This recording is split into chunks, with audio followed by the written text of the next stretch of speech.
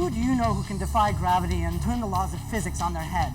Jia. Tony Jia is the latest martial arts sensation, joining the ranks of Bruce Lee, Jackie Chan, Jet Li, and Chow Yun-fat. Spearheading the frontal flank of the Asian invasion with the latest gimmick. Look, Ma, no special effects, is Ong Bak, the Thai warrior.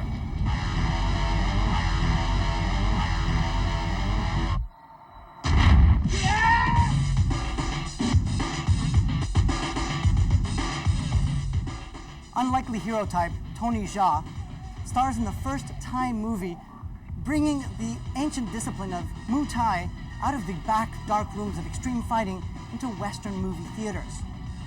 Ting is an orphan, charged with the daunting task of returning the head of a Buddha statue that was stolen by unscrupulous gangsters out for a quick buck.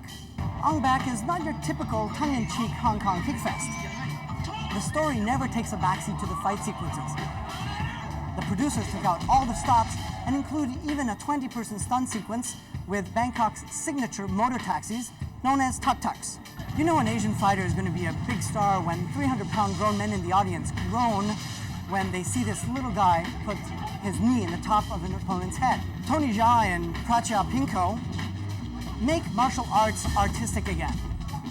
And they include these amazing sequences of action that you just have to see. It's all Tony, it all hurts, and brings the martial arts into the next century. On Zoltan Zoltometer, Ong Bak rates 8 Zolts.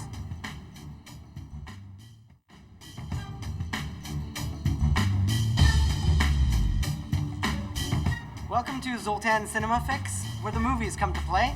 I'm Zoltan King, and we're coming to you live today from the unique repertory movie theater Cinema du Parc in Montreal. Today's show is about the Asian invasion. Now you're wondering why Asian invasion? Well, because we've been seeing a lot more Asian action movies being played in Western movie theaters.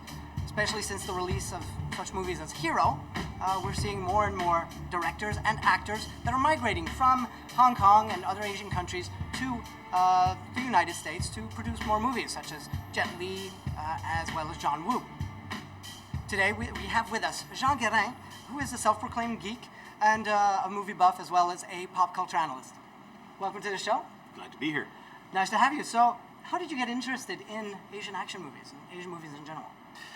Well, it was a bit of a first nostalgia. I remembered, growing up watching Godzilla, Ultraman, and then kind of denigrating them as a teenager because by the late 70s, these were only shown on TV either really late at night or chopped up and really terrible on Saturday afternoons.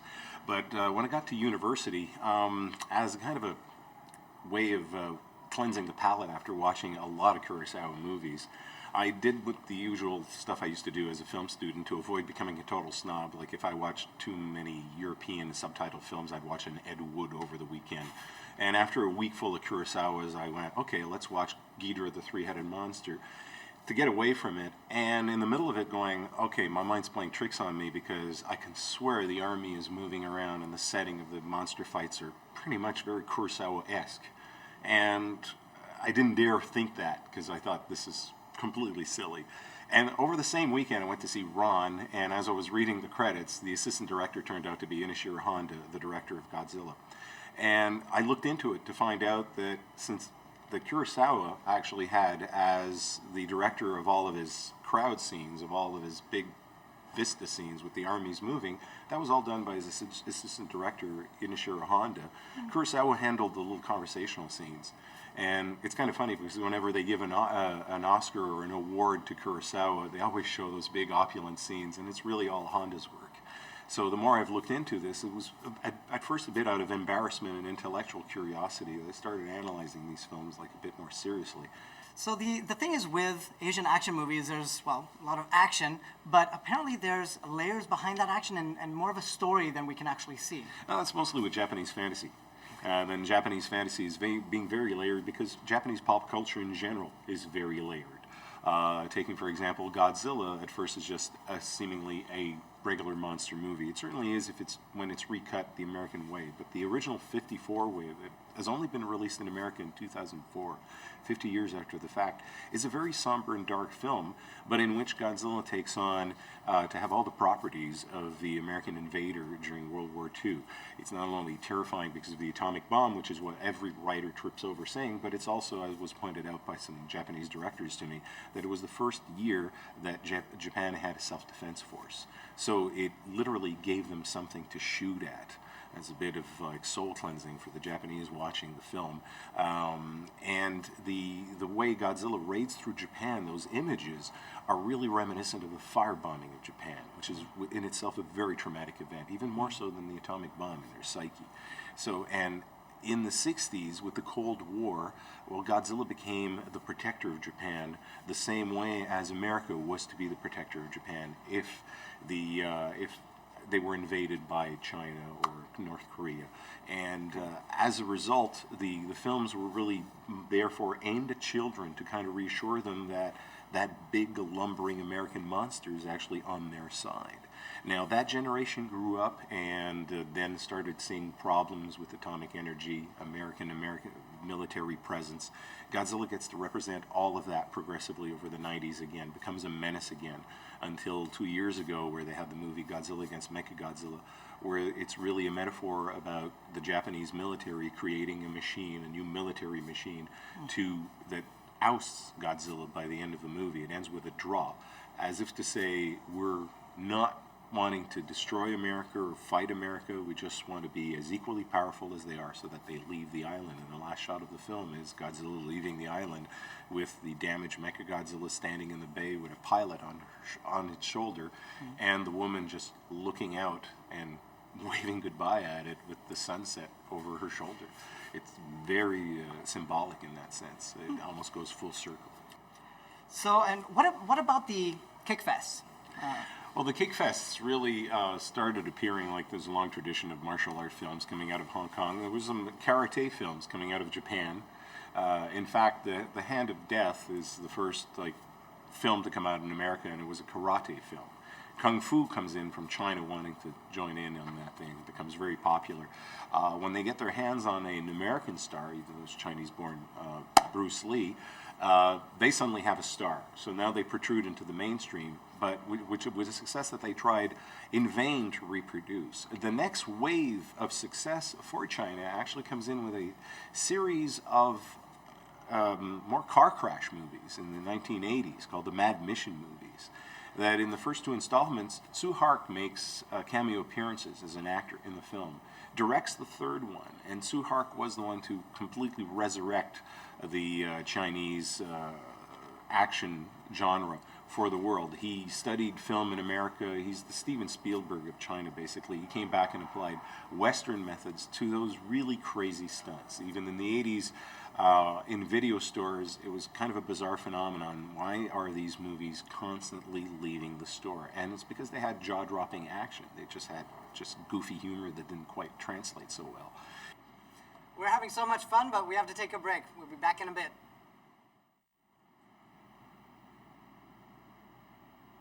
Welcome to Zoltan Cinemafix, where movies come to play. I'm Zoltan King, and we're speaking today with Jean Guérin about the Asian movie invasion. So Jean, tell us how you think that the Asian actors and directors are faring in North America. It's a bizarre clash. We've had, now for the last 10 years, a bit of an influx of this talent. In the mid to late 90s, it was because they were afraid the reunification of Hong Kong, the reannexation to China, was going to be problematic for the film industry. So a lot of them sought to have some roots in America to try to guarantee that they could go on to their art. It was Jet Li opened a school in New York, and Jackie Chan got new contracts in America, and John Woo came over to direct. It's been a touchy relationship since then. I think it's being reflected right now by some of them are pulling up stakes. That Jet Li has refused doing Matrix 2 and 3 in order to make Hero. Jackie Chan just sold his home in Beverly Hills because he's never there.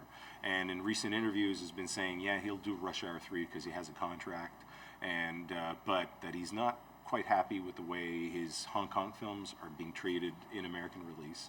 And as a result, his latest film, New Police Story, was not going to be released in America. It was made for Hong Kong audiences, and they get it. They won't tamper with the films, because the problem is like they've all gone severe tampering, changing the music, making them more appealing to a specific audience, but usually shutting off the other. Whereas these films are made with a very broad audience appeal in China, which is why they have the kung fu action, they have comedy, they have melodramatic. There's something for everybody in these films. And then they come through America where they go, they appeal to teens, so we got to make them for teens only. And they get shut off the entire rest of the market. So those creative decisions have been kind of difficult. I mean, one of the funniest kind of anecdotes about this is there's 8 producers on Hard Target, which is the first John Woo American-directed film. It's a Jean-Claude Van Damme starring vehicle, and they're shooting in Louisiana, and they're getting a memo from L.A. that says, "We're concerned from watching the dailies that John Woo's style is too Chinese." And you kind of wonder, like, didn't you guys figure that out when you cleared his plane ticket? You know, He's kind of from China? And Ju-on, the director, also went on to say, such stupid producers. I mean, he's remaking his own movie, and he's getting memos on how to do it. It's funny. I think we're going to see a lot of talent kind of think twice about moving to Hollywood, that they might provide Hollywoods with some product, but actually pulling up stakes. They might actually just completely draw out altogether and just go back home and release locally. Go where they're appreciated. Well, while we're on the topic of Asian action movies, we've got Anthony Colace with the 5-Minute Film School.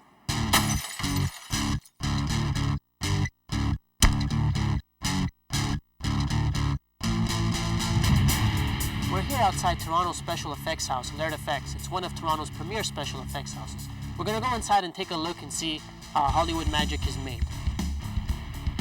Well, here we are inside Laird Effects. What you won't find here is the typical Hollywood red carpet or any of those glamour gowns, but what you will find is a lot of things like pizza slices stuck to the ceiling, and a lot of various other great effects that they've used in commercials.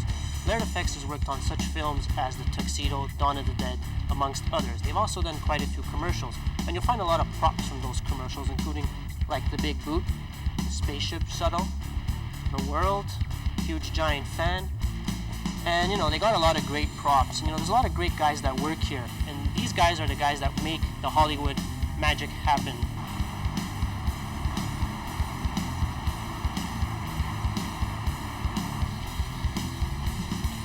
And here we are. Hey, Randy. Oh, sorry, man. You okay? Yeah, I'm fine. Hi, everyone. This is Randy McAnally, special effects man for Laird Effects. So, Randy, how long have you been in this business? I've been in the business about 12 years, 13 years. 13 years. And what got you started in this business? Well, I started out doing prosthetics, actually. I was fooling around with it in my basement, and my brother started getting extra work in Toronto, and he told me that they were doing the same thing I was doing in my basement, so I came out and talked to some prosthetics people and got hired right away. Can you show us some of the cool things you've done? Well, the kind of stuff I do now is mostly soft props. Anything you can think of that you can do away with somebody with. I do knives, guns, and household implements like hammers, pipes, you name it, I do it. Can you give us an example of, let's say, like the hammer, how it would be made, or? Sure. Okay, what I do is the prop person will come in and bring me the real item, in this case a ball peen hammer, and I'll have to make a 2-piece mold out of urethane. And the next step is I paint in a coat of rubber, which creates a rubber skin. I float in this Lexan rod for strength.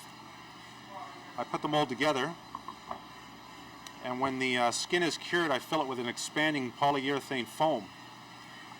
And when everything's done, it comes out looking like this, a soft rubber copy of the real hammer, and then I have to paint it up and make it match. It looks pretty real as well, as you can see. Real, fake. Pretty good. So what prop have you been asked to make most of by Hollywood or film companies? I think the most popular prop is the lead pipe. The lead pipe. And followed by that baseball bat. We make a lot of those. Bat. That's good. Don't you have a nice story? Yeah, I had a story about an actor who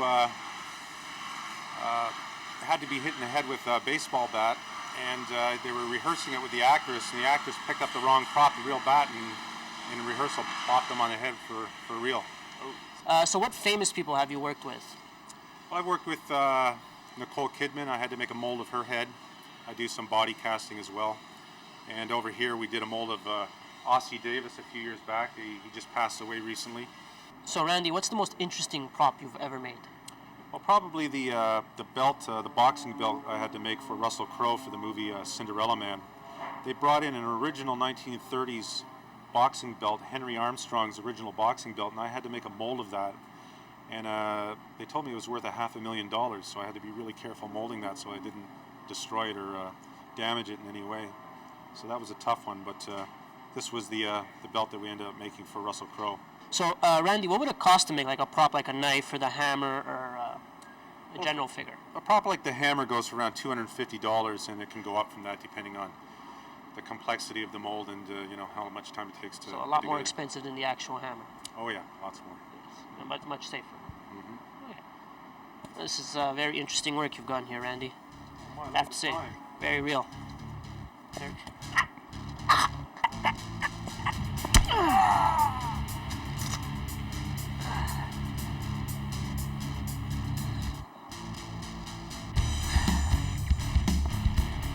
Amateurs.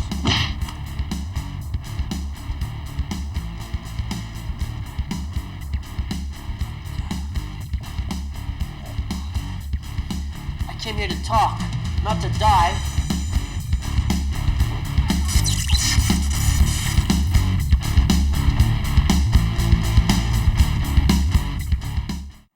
Jean, thank you so much for being with pleasure. us today and helping us discover the Asian action movies. A lot of information, and there's actually more for another show, so we'll have to do this Big again. continent. Definitely. But before we go, we have a challenge for you. Okay, so it's time for Zoltan's Cinema Academy, and take it away, Mr. Pizzazz. Thanks, Z.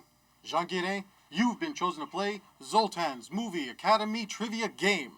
Now, should you answer this multiple choice question correctly, you will win this entertaining and exciting multi-cinema pack, where you get double passes for you and a guest to see movies like Ong Bak Thai Warrior, The Son of the Mask, and Bride and Prejudice, courtesy of Alliance Atlantis Viva Film Distribution.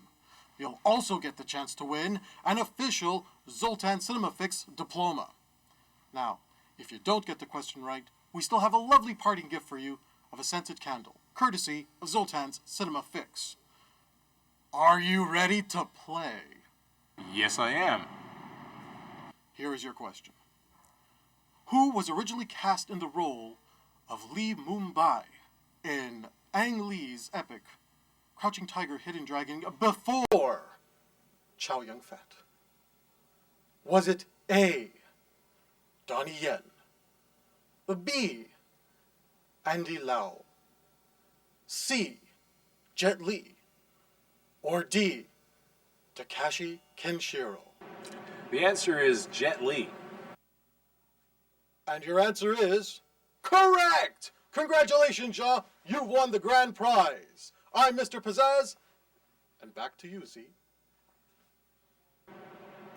Thanks, Mr. Pizzazz. Congratulations. Thank you, thank you. That's a trick question. No, that was an easy one. It was an easy one for you. Yeah. Oh boy, next time we'll have to come up with a better one for your second diploma. Or maybe not make it multiple choice. Multiple. Yeah, that's true. Just ask you what the answer is. Okay, let's see. So we have here your Zoltan Cinema Academy diploma Oh, yes, definitely. to put right next to your. My real film real school film diploma. school diploma. Yes. And we also have here the multi-cinema pack. Thank you very much. You're welcome. It was our pleasure having you. Pleasure being here. And we'll be right back.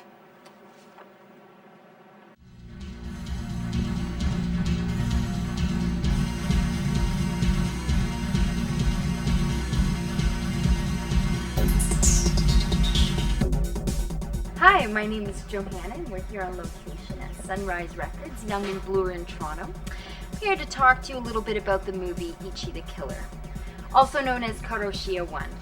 Now, this movie was directed by Takeshi Miike and is no exception to his habit of rule breaking when it comes to filmmaking. Lots of violence, lots of gore. It will bring you to a whole new level of queasiness. Now it's interesting because Tarantino is a huge fan of this movie and used a lot of it to help make the Japanese fight scenes in Kill Bill. If you want to see heads falling off, fingers being cut off, hands being gnawed, and a little bit of Japanese torture, this is the film to see. My opinion, enjoy with caution.